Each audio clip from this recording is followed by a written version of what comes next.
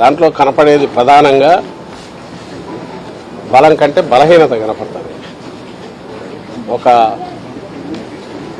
Confidence కంటే కూడా ఏదో దింపుడు కళ్ళం ఆశ ఎట్లా అట్లా ఈ ఎన్నికల్లో అతుకులు వేసుకునైనా మేము నిలబడాలనే ధోరణి కనపడుతుంది. బలహీనత రెండు వైపులా, కానీ అత్యంత దయనీయమైన పరిస్థితి. పాపం ఆయన పవన్ కళ్యాణ్ చూస్తే చాలా దయనీయంగా ఆయన రావడం కానీ ఇక్కడికి అంటే ఒక పొలిటికల్ పార్టీకి ఉండాల్సిన ఒక డెకోరం మెయింటైన్ చేయగలిగిన దీంట్లో కూడా అతను లేడు. అలాగే చంద్రబాబు నాయుడు ఏది పడేస్తే వాటిని తీసుకొని దాంతో తృప్తిపడి తానుకున్న లేదా తాను ఉందనుకుంటున్న ఓట్లన్నీ కూడా ఉత్తమోత్తంగా చంద్రబాబుకు అప్పచెప్పాలా అనే ఆతృత ఆయనలో కనపడుతుంది పవన్ కళ్యాణ్. సరే, దానికి మళ్ళీ ఒక కలరు ఎందుకంటే అత్యంత ఇమ్మీడియట్ తక్షణ కర్తవ్యం వచ్చి వైఎస్ఆర్సీపీ పాలన నుంచి రాష్ట్రాన్ని విముక్తం చేయాలని. అసలు ఈయనకు లాస్ట్ టైం చేసినప్పుడే 2 చోట్ల ఆయన పోయాడు. ఇప్పుడు వచ్చి వైఎస్ఆర్సీపీ విముక్త రాష్ట్రాన్ని తీసుకొచ్చి చంద్రబాబు ఎందుకు చేయాలనే దానికి రీజన్ అయితే లేదు. తాను ఒకటి తను చెప్పుకుంటున్న భాష్యం ఏదైతే ఉందో అంతా ఘోరాలు జరిగిపోతున్నాయి అనేది చెప్పడం తప్ప సరైన కారణం చెప్పలేకపోతున్నాడు. ఆ రోజు చెప్పలేకపోతున్నాడు, ఈ రోజు చెప్పట్లేదు. అయితే ఫస్ట్ నుంచి ఒక గ్రౌండ్ ప్రిపేర్ చేసుకుంటూ వస్తున్నాడైతే మనకు చాలా రోజులు అర్థమవుతుంది. తక్కువ సీట్లకు ఒప్పుకొని పైగా అందులో పోటీ కాదు విన్నింగ్ ఛాన్స్ ఎట్టుందనేది చూడాలా అనేది వీటన్నిటి ద్వారా తాను బలము లేదు, స్పొరాడిక్గా అక్కడక్కడ ఉంది. ఒకవేళ ఏదన్నా ఉంటే అది చంద్రబాబు గుత్తమొత్తంగా ఇవ్వాలి అనే ధోరణి, విపరీత ధోరణి రాజకీయ పార్టీలో ఉండకూడదు పవన్ కళ్యాణ్లో కనిపిస్తుంటే. ఇంకో పక్క చంద్రబాబు నాయుడు తనకు అప్పనంగా దొరికిన జనసేనను మింగేసి ఏ రకంగా తద్వారా ప్రయోజనం పొందాలనుకుంటున్నది ఆయనకు తెలిసిన ఏకైక విద్య ఏదైతే ఇలాంటి ఎత్తుగడల్లో వీటిలో పొత్తులు పెట్టుకోవడంలో. ఆ రోజేమో 19 ఎలక్షన్లో యాంటీ ఇన్కంబెన్సీ ఓటు చీలాల కాబట్టి లాస్ట్ మినిట్లో ఆయన ఇండిపెండెంట్ పోటీ చేయమని చెప్పాడు. ఈరోజేమో యాంటీ ఇన్కంబెన్సీ ఓటు ఉందనుకుంటున్న చీలకూడదు, అందువల్ల ఆయన మళ్ళీ దగ్గరికి తెచ్చుకున్నాడు. సో 14 నుంచి ఈయన పార్టీ పెట్టినప్పటి నుంచి పవన్ కళ్యాణ్ మొత్తంగా ఒక 100% subsidiary of Telugu Desam party, fully owned by Chandrababu Naidu అన్నట్టే జనసేన ఆయన పవన్ కళ్యాణ్ నడుస్తున్నారు అనేది మరోసారి తేటతెల్లమైంది. కానీ వాళ్ళు ఎన్ని జిమ్మిక్కులు చేసినా ఏం చేసినా 87% జగన్మోహన్ రెడ్డి గారి అందజేసిన పథకాల వల్ల బెనిఫిట్ అయిన స్టేట్ కన్సిస్టెంట్గా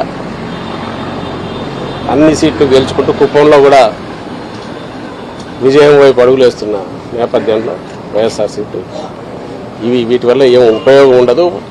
పైగా ఒకటే కనపడేది ఏంటంటే ఒక రాజకీయ పార్టీగా పేరు చెప్పుకొని ఆయన తన సామాజిక వర్గాన్ని కానీ పవన్ కళ్యాణ్ లేదా తన అభిమానులు అనుకునే వాళ్ళని కానీ వాళ్ళని ఇట్లా మోసం చేయడం అనేది మాత్రం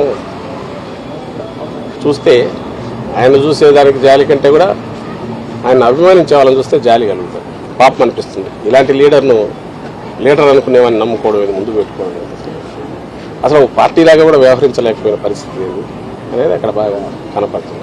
సార్, చంద్రబాబు తన కుటుంబానికి 3 సీట్లను ప్రకటించుకున్నారు, కానీ జనసేన పార్టీ అధినేతగా పవన్ కళ్యాణ్ కనీసం తన సీట్లు కూడా ప్రకటించుకుని అయినా అనే విధంగా నేను అంటున్నా కదా. అసలు 24 అది అనౌన్స్మెంట్ కూడా పవన్ కళ్యాణ్ కాకుండా ఆయన చేయడం, అంటే జనసేన ఎన్ని సీట్లు పోటీ చేసి 175 కూడా ఆయనే చెప్పడం. 24 ఆ 24లో ఎంతమంది ఈయన క్యాండిడేట్ ఉంటారు, అవన్నీ చంద్రబాబు నాయుడు పెట్టే క్యాండిడేట్లే ఉంటారు. వాళ్ళల్లో కూడా ఎక్కడికెట్లా బహుశా బీజేపీ కూడా దాంట్లోనే ఇస్తాడో తెలియదు. 24లోనే చంద్రబాబు నాయుడు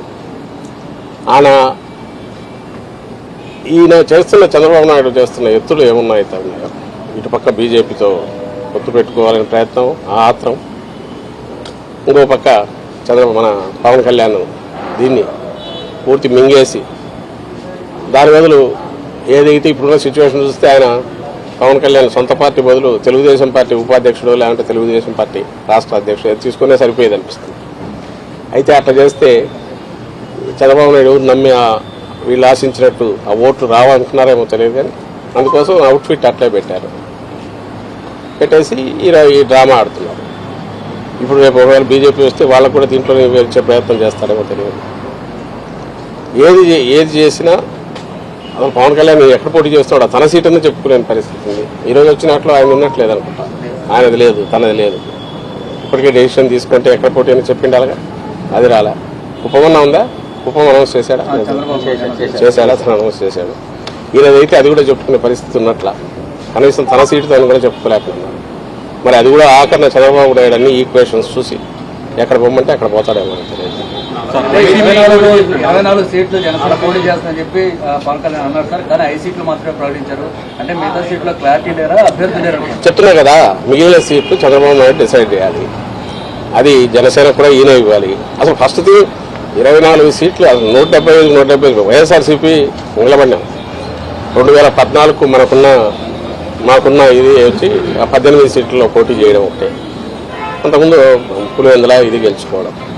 అలాంటి 2014లో ఎన్నికలకు మొత్తంగా ప్రిపేర్ అయ్యాం. అంతకుముందు స్థానిక సంస్థలు కానీ అంటే రాజకీయ పార్టీ విశ్వసనీయత కలిగిన నాయకుడు ఉంటే ఆ పార్టీ స్ట్రక్చరు 175 కాన్స్టిట్యున్సీలు 175 పెట్టాము. తెలంగాణలో కూడా ఎక్కడైతే మేము వద్దనుకున్న చోట కూడా కొన్ని చోట్ల పెట్టాము. 6% ఓట్స్ ఆ రోజు తెచ్చుకున్నాం పోటీలు.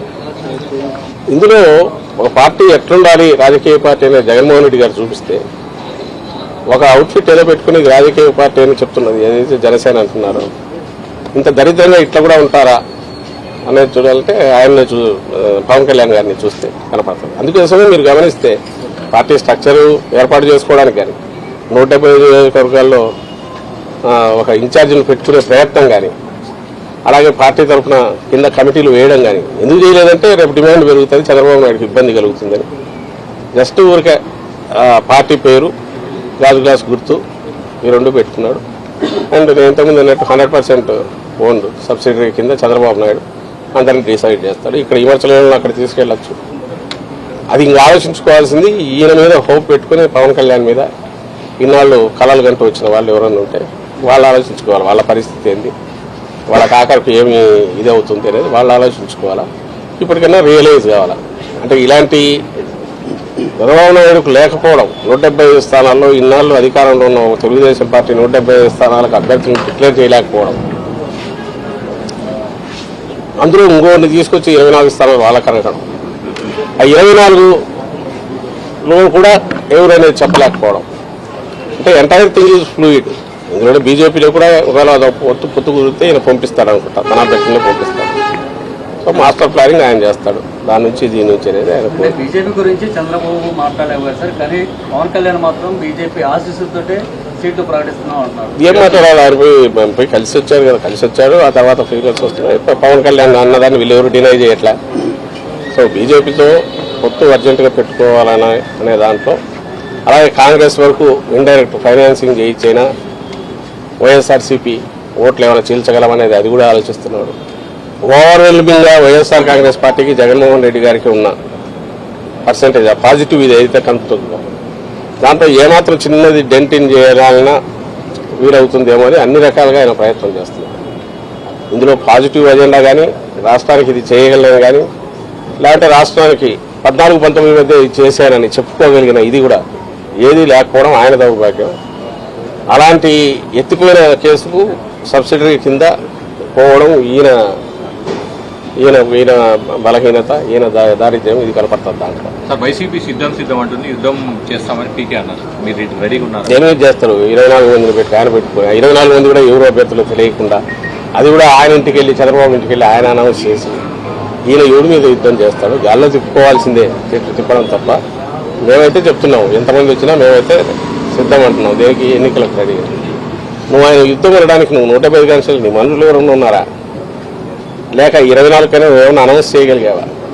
చిలక పలుకులు పలికితే సరిపోతుందా? ఆయన అనుకున్నవి, చంద్రబాబు అనుకున్నవి నేను చిలక పలుకులు పలుకుతున్నాను తప్ప అంతకుమించి తనకు సొంతంగా ఉన్న ఇది ఉంటాయి కదా. ఆ చిలక పలుకుల ద్వారానే ఇన్నాళ్ళు వాళ్ళ మీడియాలో రాసుకోవడం ద్వారా ఒక నెరేటివ్ ఏదో బిల్డ్ చేసే ప్రయత్నం చేశారు. రాష్ట్రంలో ఏదో ఘోరాలు జరిగిపోతున్నాయి.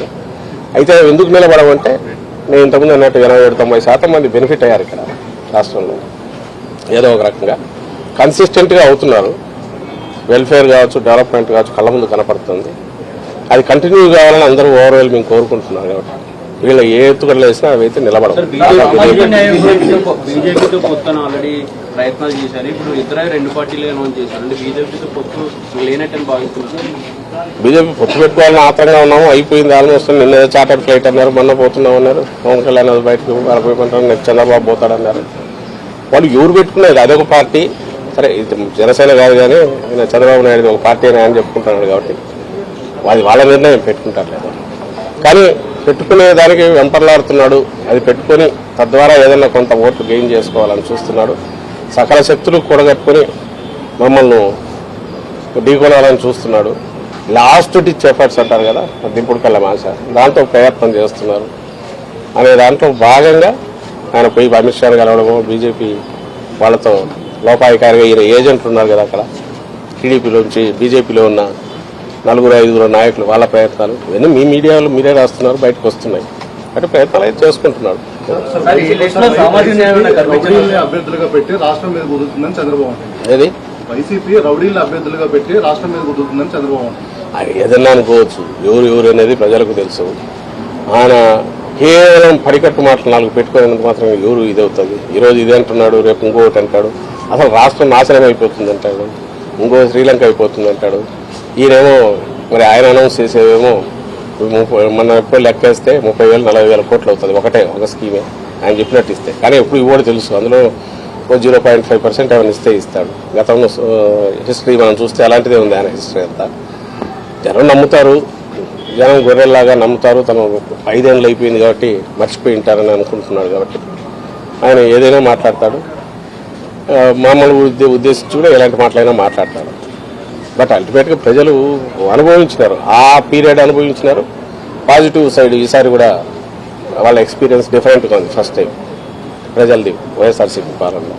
అంటే దే హ్యావ్ ఆల్రెడీ డిసైడెడ్ అని మాకు వస్తున్న దీంట్లో కనపడుతుంది. మా సర్వేలో కానీ మాటలో కానీ ప్రమాణం కనపడుతుంది. We will sweep last time కంటే బెటర్ ఇది ఉంటుంది. 175 టార్గెట్ మాది అట్లే ఉంది. సామాజిక న్యాయం ఉంటుంది. ఇప్పుడు ఇస్తే అదేమైనా కనిపిస్తుందా స్టేట్ పాలిటిక్స్? అసలు అది ఆ లిస్టే దానికి ఏదైనా ఒక ఇది లేదు, శాంక్టిటీ లేనప్పుడు దాంట్లో మళ్ళీ దానికోసం వెతకడం అది చూసేది. ఇంకా అందులో అనౌన్స్ చేయాల్సిన అతను సామాజిక న్యాయం మా వైపు నుంచి అయితే ఒకరితో పోల్చుకోవాల్సిన పరిస్థితులు అయితే లేవు. ఈయన క్రియేట్ చేసిన బెంచ్ మార్క్ ఏదైతే ఉందో జగన్మోహన్ రెడ్డి గారు, అది దాని దగ్గరికి రావాలంటే వీళ్ళ వల్ల జన్మలో కాదు. ఎందుకంటే వీళ్ళు ఎప్పుడు ఆ తరహా ఆలోచించాలా. సోషల్ ఇంజనీరింగ్ గురించి ఆ ధైర్యము చేయలే. జగన్మోహన్ రెడ్డి గారు ఎందుకు చేయలేదంటే ప్రజలతో డైరెక్ట్ ఆయన దీంట్లోకి వెళ్ళిపోయారు. అంటే ప్రజలు ఆయన్ను పూర్తి నమ్ముతున్నారు, విశ్వసించారు. ఇలాంటి నాయకుడు మాకు కావాలంటున్నారు. కాబట్టి ప్రజల ఆకాంక్షలను అర్థం చేసుకున్నారు. కాబట్టి ఆ బ్యాలెన్సింగ్, సోషల్ ఇంజనీరింగ్ అనేది ఆయన సక్సెస్ఫుల్ చేయలేదు. వీళ్ళ చేత ఏమవుతుంది, వీళ్ళు పెట్టుకునేదంటే నానా చోట్ల పడి ఎట్లా అన్ని అతుకులు వేసుకుని ఎట్లా రావాలని వీళ్ళు చూస్తున్నారు. ఆ ప్రయత్నం కూడా చేయలేరు. ఒకవేళ చేసినట్టు ఇలాగ అంకెల్లో చూపాలని చూసినా జగన్మోహన్ రెడ్డి గారు చేసిన ఒక పోటీ దగ్గరే కాదు, ఎంటైర్ స్పెక్ట్రంలో చేస్తూ వచ్చారు. జీవితాల్లోనే మార్పు అట్లా తీసుకొచ్చారు. నామినేటెడ్ పోస్టులు కానీ, మిగిలినవి కానీ, క్యాబినెట్ దగ్గర నుంచి కింది వరకు జెడ్పీలు కానీ, లోకల్ పార్టీస్ ఇవన్నీ చూసినప్పుడు వీళ్ళెక్కడ తట్టుకుంటారో వీళ్ళెక్కడ పోటీ పడతారు. మన ఊరికే పిగ్మీలాగా ఎట్లా మరుగుజుల్లాగా ఉండాల్సింది తప్ప ఆ విషయంలో సోషల్ ఇంజనీరింగ్లో అంతకుమించి అయితే వాళ్ళు చేయగలిగింది.